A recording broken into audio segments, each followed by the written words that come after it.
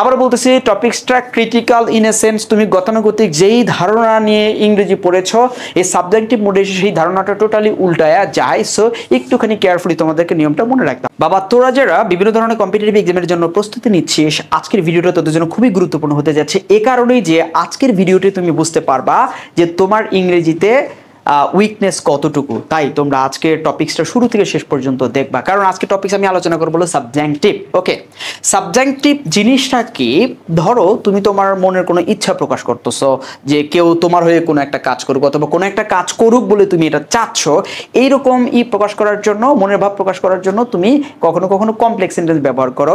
এই কমপ্লেক্স সেন্টেন্সের ক্ষেত্রে দেখবা একটা পার্ট থাকবে দ্যাট ক্লজ, একটা পার্ট থাকবে কি দ্যাট ক্লজ।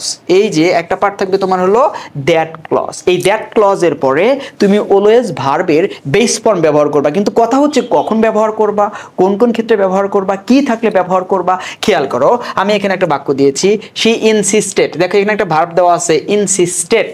এই জাতীয় কিছু ভার্ব আছে, আমি একটু পরে তোমাদের সাথে শেয়ার করব।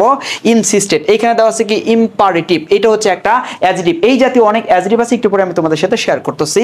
এখানে ব্যবহার করছে the doctor gave her the suggestions. এই যে সাজেশন শব্দটা, এই জাতীয় ভার্ব, এই জাতীয় অ্যাডজেক্টিভ, এই জাতীয় নাউন যদি তোমার দ্যাট ক্লজের পূর্বে থাকে তখন তোমাকে দ্যাট ক্লজের পরে অলওয়েজ ভার্বের বেস ফর্ম ইউজ করতে হয়। কি করতে হয়? বেস ফর্ম ইউজ করতে হয়। আর এই বেস ফর্ম ইউজ করার নিয়মটাকেই বলা হচ্ছে তোমার সাবজেক্টিভ মোড। সো এইটা যদি তোমার জানা না থাকে, আমি নিশ্চিত করে বলতেছি 100% তুমি ভুল করবা। যদি ভুল করতে না চাও তাহলে ভিডিওটা আজকের শুরু থেকে শেষ পর্যন্ত দেখার অনুরোধ রইল। তাহলে আসো আমরা পরবর্তীতে যাচ্ছি।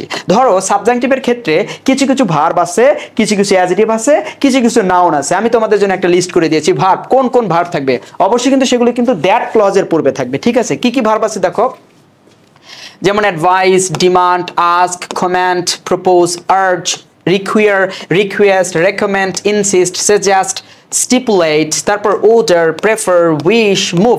এই যে ভার্বগুলো দেখতে পাচ্ছ না, এই ভার্বগুলো যদি দ্যাট ক্লজের পূর্বে থাকে, দ্যাট ক্লজের পূর্বে থাকে, অবশ্যই তোমরা কি করবা, এই দ্যাট ক্লজের পরে ভার্বের বেস ফর্মটা ব্যবহার করবা। আবার কি আছে, কিছু অ্যাডজেক্টিভ আছে, যেমন তোমার কি দেওয়া আছে important, imperative, urgent, obligatory, necessary, mandatory, essential, preferable, requested, recommended, suggested, proposed.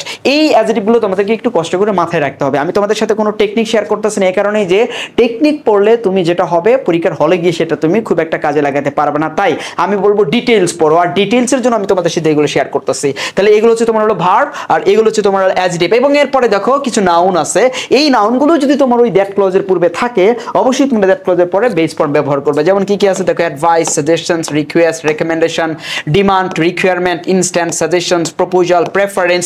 এই জাতীয় শব্দগুলো অবশ্যই একটু কষ্ট করে মাথায় রাখবা ভাই এবং বোনেরা, নাইলে কিন্তু অবশ্যই তোমরা পারবা না। এবার আসো আমি একটু স্ট্রাকচার তোমাদের সাথে শেয়ার করতেছি। দেখো এইখানে দেখো, এই যে দ্যাট ক্লজটা এখানে দেওয়া আছে, আর দ্যাট ক্লজের পূর্বে ধরো সাবজেক্ট, সাবজেক্টের পরে ভার্ব। এখানে ভার্ব কোনটা ব্যবহার করবা, ওই যে লিস্টে যে ভার্বগুলো দিয়েছে ওগুলোর যে কোনো একটা যদি থাকে এরকম ভার্ব এখানে ব্যবহার করবা।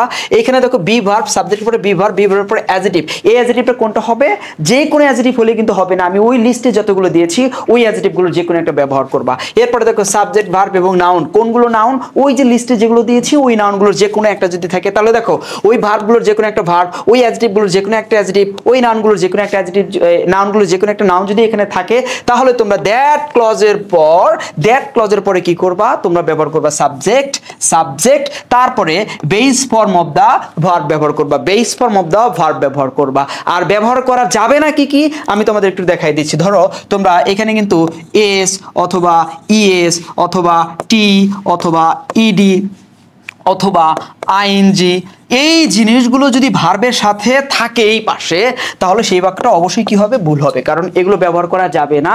এস, ইএস, টি, ইডি অথবা আইএনজি এগুলো কিন্তু এই ভার্বের সাথে থাকবে না, সব সময় বেস ফর্ম ইউজ করতে হবে।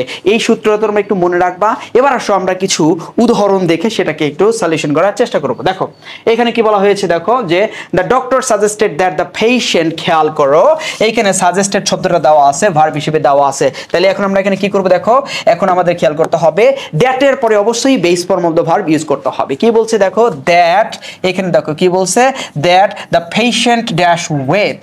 এখন দেখো বেস ফর্ম কিন্তু দিতে হবে ভার্বের, কিন্তু শুড দেওয়া আছে হবে না, উড দেওয়া আছে হবে না, এখানে কিন্তু ভার্বের সাথে এস দেওয়া আছে হবে না, কি দেওয়া আছে লুজ। তার মানে আমাদের আনসার হচ্ছে কি ডি, আমাদের আনসার হচ্ছে কি ডি। বাট ম্যাক্সিমাম স্টুডেন্ট দেখবা হয় ব্যবহার করবে লুজেস, কারণ এখানে থার্ড পারসন সিঙ্গুলার নাম্বার দেওয়া আছে, অথবা যেহেতু এখানে পাস্ট দেওয়া আছে অনেকে হয়তো উড বেছে নিতে পারে, কিন্তু এগুলো নেওয়া যাবে না, যাবে না। শুধু কি ব্যবহার করবা, সরাসরি ভার্বের বেস ফর্ম ব্যবহার করবা। আরেকটা প্রশ্ন দেখতেছি, চলো এই প্রশ্নটা খেয়াল করো, যেটা বলেছে যে ইট ওয়াজ রেকমেন্ডেড দ্যাট, এইখানে দেখো অ্যাডজেক্টিভ দেওয়া আছে recommended, it was recommended that she dash for a short leave of absence. এইখানে দ্যাট এর পরে যে সাবজেক্টটা আছে এরপরে তুমি বেস ফর্ম ব্যবহার করবা, বিএফ ব্যবহার করবা, বিএফ অর্থাৎ বেস ফর্ম অফ দা ভার্বটা ব্যবহার করবা। এখন দেখো base form of the verb কোনটা আছে ওইটা তুমি ইউজ করবা।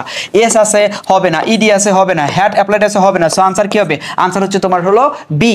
ওকে, পরেরটা খেয়াল করো কি বলছে, পরের প্রশ্নটা দেখো, দে আই মুভড। দেখো এই ভার্বটা কিন্তু আমি তোমাদেরকে ওইখানে ওই লিস্টের মধ্যে দিয়েছিলাম, একটুখানি সুন্দর করে পড়ে নিতে হবে, অবশ্যই পড়ে নিবা, ঠিক আছে। কি বলছি দেখো, I moved that the meeting, the meeting দেখো দ্য মিটিং আছে, সাবজেক্ট দেওয়া আছে, এর মানে অবশ্যই তোমাকে কি করতে হবে, ভার্বের বেস ফর্মটা ইউজ করতে হবে। এখন এখানে খেয়াল করো যে শুড দেওয়া আছে হবে না, ওয়াজ দেওয়া আছে হবে না, বি কিন্তু বেস ফর্ম দেওয়া আছে, এটা আমাদের আনসার, মাস্ট দেওয়া আছে, এটা আনসার হবে না। এখন তোমরা অনেকেই বলতে পারো ভাই আপনি তো বললেন যে বেস ফর্ম ইউজ করতে হবে, কিন্তু এখানে তো ভি3 দেওয়া আছে। এখন খেয়াল করো এটা কিন্তু একটা প্যাসিভের একটা বাক্য, প্যাসিভের ক্ষেত্রে আমরা কিন্তু বি ভার্ব ছাড়া কিন্তু কোনো প্যাসিভ করতে পারি না।